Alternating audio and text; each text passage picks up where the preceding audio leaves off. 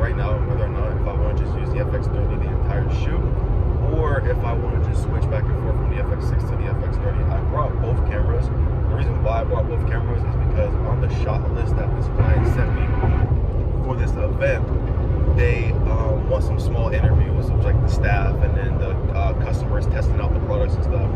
And last night, it was just so late, I couldn't figure out how to get the audio to properly work on the FX30. The FX30 that I got, it didn't come with a top handle, and I know the top handle has the audio, essentially like the FX6. So whenever I tried to record on the FX30, it was only recording like one audio track, and it was only playing in the right side ear.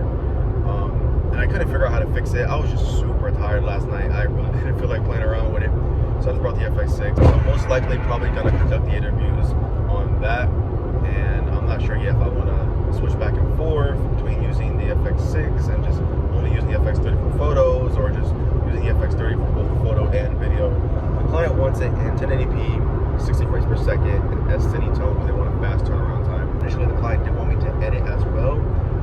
I really didn't want to do it, but I accepted it anyways. And it turns out, last minute, they text me back saying their editor is available, so they're not going to have me edit no more. So the good part about this job, I'm getting paid a full day rate, but there's no time schedule. They said if I come in, finish all the shots in 2-3 hours, then I can just go home. So if I finish in 3-4 hours, it shouldn't take me long. The shot list isn't really big.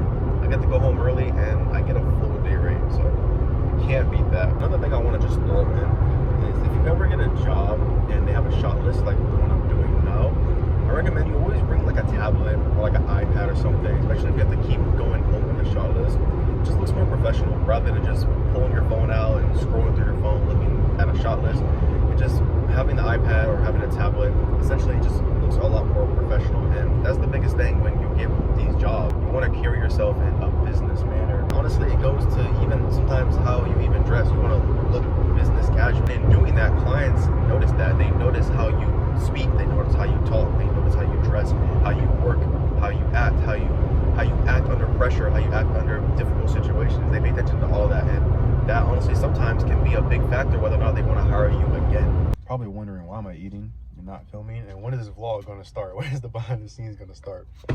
Well, so initially client told me to get here at 9 o'clock. I got here at 9 o'clock.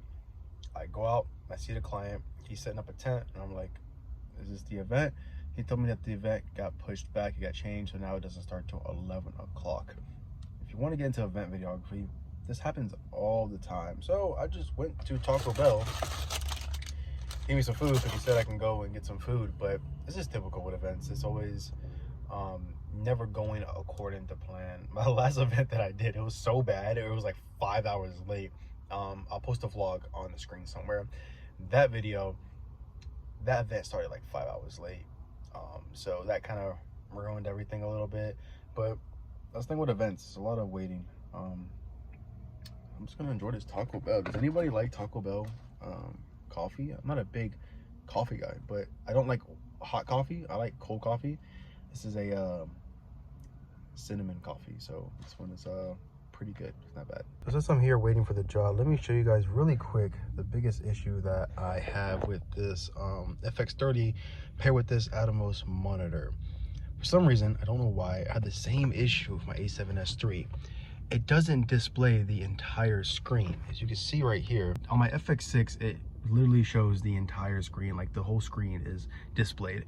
But with the FX30, it literally crops it in, and I don't know why it does that.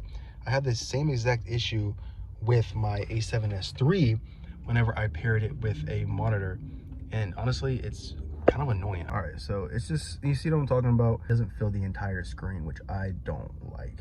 I don't know why it does this. If anybody knows, let me know in the comment section below. It's even more annoying because I like to manually pull focus, and it's really hard for me to be able to accurately pull focus when the screen is really small. I mean, it's better than the screen that comes on the back right here, but still, like, it's really difficult. And another issue that I had, which I had to just fix, was I told you the client wants S-Cine tone. So I watched a YouTube video, because this is different than the FX6. The FX6, it literally has an option for S-Cine tone, and everything is good to go. You don't have to adjust anything. You don't have to set gammas, or you don't have to set saturation, none of that. So this is the settings that I have. So you guys let me know. Again, I got these exact settings from another YouTube video that I watched. The guy said have the black levels at +12, have the gamma at S-Cine tone, The black gamma, he said put middle, level +7. The saturation, he originally said in the video to have it at -15, which I honestly didn't understand why. -15 just looks so bad, and I don't understand how. You see how -15 looks? Like, that just doesn't look good. So me, I set it to, oh, I don't remember what I had it at. I think it was +25. I think +25 looks a little better, looks a little bit more saturated. So this is why I'm kind of iffy whether or not if I want to use this or not. But I think even if I just do maybe like +20, that's so hard, this camera's getting kind of heavy. I think +20, it looks a little bit better. Yeah, but the fact that he said -15, I don't understand that. So I'm just gonna leave it at +20. Color depth, I don't know, that's all 0. Detail, that's -2. So yeah, these are the settings that the YouTube video told me. So if these are the correct settings and you have FX30 for S-Cinetone, let me know, comment down below. Let me know, what do you use? I would definitely like to know. He said I can ride him. This right here is just me capturing basic B-roll for your typical event style jobs. Just hovering around, capturing B-roll of the signs, the posters, anything promotional material, anything that says their brand on it. They want me to capture footage of it. The shot list is pretty straightforward.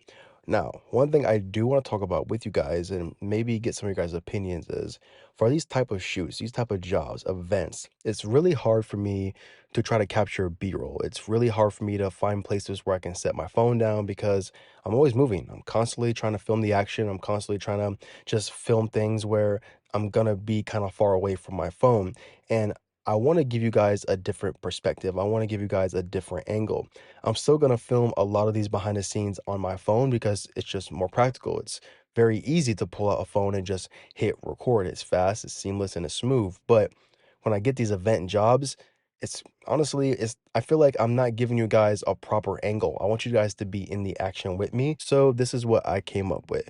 I was thinking about buying maybe like an Insta360 and somehow taking it and mounting it to my FX6. I feel like if I was to do that, I could give you guys an angle, kind of like a POV with you guys basically right there with me. You can see the camera in the 360, you can see me, you can see whoever I'm filming and whatever I'm filming.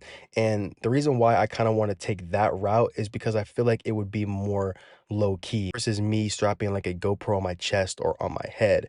I don't want the client to feel like I'm just being a distraction by recording them, or I don't want to get any weird uncomfortable presence or looks or anything like that. So I think if I was to take like an Insta360, mount it on the FX6, the client would just think, or anybody honestly around me would just think that it's something that belongs to the camera. You know, I don't think they would pay too much attention to it versus a GoPro that's literally on my forehead or on my chest.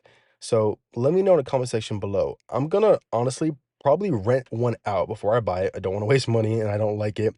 I'm gonna try to rent an Insta360 for my next job maybe and figure out somehow how I can mount it, maybe like a magic arm or something. I don't know yet, but I think for my event jobs, that's gonna be the way to go. And then for my corporate interviews, I can just use the iPhone because it's just simple, just basic sit down interview type stuff. I don't really need it for that. But for more of these moving around, I think I'm gonna do that. I feel like I need to give you guys a better angle than just putting my phone down next to something and walking like 20, 30 feet away from my phone, you know? So right now I'm walking back to my car to grab the FX30. I'm gonna start taking some photos. The biggest issue right now is, bro, the sun is so bad out here. This is like the worst time of day to be filming right now because the sun is so harsh. But you know what can you do at the end of the day? I gotta make it work. So I'm gonna grab the FX30, start taking some photos while it's kind of slow. Only like 2 people showed up so far. So right now the client left to go to his other shop, so he said I could just take a break, just wait. The guy who's watching the bikes right now. I got the FX30 over there, which I honestly probably shouldn't leave it there. I don't trust nobody. I got a ton of footage. I don't want to keep getting the same thing because then it's going to get very, very repetitive. So far, he only had 3 clients that showed up. And the biggest issue that I'm dealing with right now is obviously the sun. The sun is so bad, but this is how some of the shots are looking. This is an S-Cinetone, 60 frames per second. So, I mean, if I backlight the sun, obviously it's going to look a lot better. But when I'm shooting direct sunlight, it's a challenge. Like you can see right here, it's kind of, you know, obviously on camera it's gonna look a little darker, but if you view it raw, it's kind of a little too bright. But I mean, I'm making it work. Let me see, show you guys some more of the clips.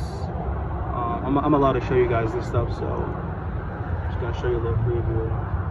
Yeah, so just basic, simple stuff.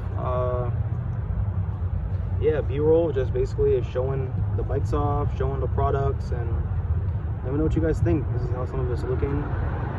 I might get more footage on the FX30 right now because I actually kind of like playing around with it. I'm probably gonna get a couple more photos. I gotta keep reminding myself that I need to do photos too. I'm a video guy, so I'm not really a photo guy. So like the key thing with these events, you want to get creative. So getting shots, honestly, like this can help establish that. You know, just what happened to it? Oh man, fail. So like getting the Himway logo like that, and then it racks focus to that. So just getting creative shots will help make your event footage so much more better. That's a wrap. I finished the job in only 3 hours. 3 hours for a full day rate. I'm not going to complain.